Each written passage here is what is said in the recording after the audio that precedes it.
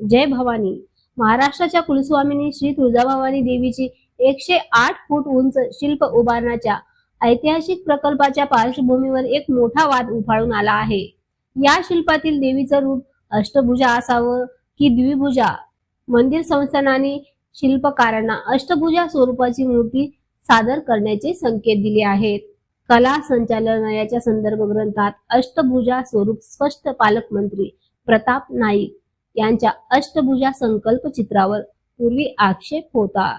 या वादावर अंतिम निर्णय अजून अनपेक्षित असतानाच श्री तुळजाभवानीचे भक्तगण आणि संपूर्ण महाराष्ट्र या निर्णयाकडे लक्ष ठेवून आहे. ही फक्त एक मूर्ती नसून श्रद्धेचा आणि सांस्कृतिक अस्मितेचा विषय आहे. तुमचं मत काय आहे? देवी अष्टभुजा असावी की द्विभुजा? खालील कमेंट्स मध्ये नक्की नक्की नक्की कळवा आणि धैर्यशील टाइम्सला लाईक करा, शेअर करा आणि हाईप करायला विसरू नका.